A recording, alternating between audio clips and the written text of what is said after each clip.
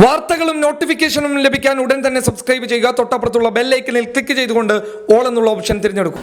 ഭീതിയുടെ മുൾമുനയിലാണ് Oman എന്ന രാജ്യം ഇപ്പോൾ ഉള്ളത്. കാരണം ഒമാൻ തീരത്ത് ആഞ്ഞുവീശിയ ഷഹീൻ ചുഴലിക്കാറ്റിൽ വലിയ നാശനഷ്ടമാണ് ഉണ്ടായിരിക്കുന്നത്. ഷഹീൻ ചുഴലിക്കാറ്റിന്റെ ഭീതി വ്യക്തമാക്കുന്ന നിരവധി വീഡിയോകളും ഇപ്പോൾ പുറത്തു വരികയാണ്.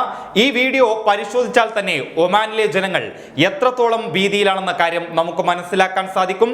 കാരണം അത്രയ്ക്കും ഭീകരമായ ദൃശ്യങ്ങളാണ് ഇപ്പോൾ ഒമാനിൽ നിന്ന് പുറത്തു വരുന്നത്. ചുഴലിക്കാറ്റോടെ കനത്ത മഴയിൽ ഒമാൻ നഗരങ്ങളായ മുസന്നയിലും അതേപോലെ ഷുവൈക്കിലും നദികൾ കരകവിഞ്ഞൊഴുകിയിരിക്കുകയാണ്.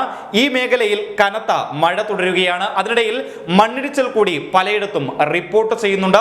ആളുകളെ മറ്റു സ്ഥലങ്ങളിലേക്ക് മാറ്റിപ്പാർപ്പിച്ചുകൊണ്ടുള്ള രക്ഷാപ്രവർത്തനവും ഇതിനിടയിൽ ഊർജിതമായി നടക്കുന്നുണ്ട്.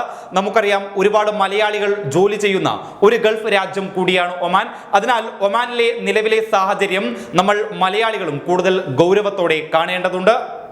ഇപ്പോൾ ഒമാനിൽ നിന്ന് ലഭിക്കുന്ന ഏറ്റവും പുതിയ റിപ്പോർട്ടുകൾ അനുസരിച്ച് മണിക്കൂറിൽ 120 മുതൽ 150 വരെ കിലോമീറ്റർ വേഗത്തിലും കനത്ത മഴയോടും കരയിൽ ആഞ്ഞടിക്കുകയാണ് ഈ ചുഴലിക്കാറ്റ്.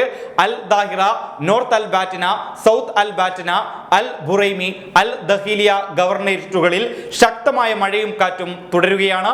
താഴ്വരകളിൽ ഇത് വെള്ളപ്പൊക്കത്തിലേക്ക് നയിക്കുമെന്നാണ് കാലാവസ്ഥാ വിഭാഗം അറിയിക്കുന്നത്.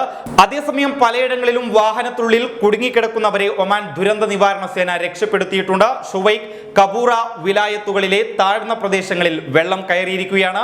തെക്കൻ വടക്കൻ ബാത്തിന ഗവർണറേറ്റിൽ ഇപ്പോഴും മഴ തുടരുകയാണ്. വടക്കൻ അൽ ബാത്തിന ഗവർണറേറ്റിൽ തിങ്കളാഴ്ച 7 പേർ മരിച്ചു എന്നാണ് റിപ്പോർട്ടുകൾ.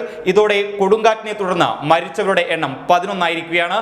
ഏതായാലും ഒമാനിലെ നിലവിലത്തെ സ്ഥിതിവിശേഷങ്ങൾ അനുസരിച്ച് കൂടുതൽ നാശനഷ്ടം ഉണ്ടാവരുതേ എന്ന് നമുക്ക് പ്രാർത്ഥിക്കാം.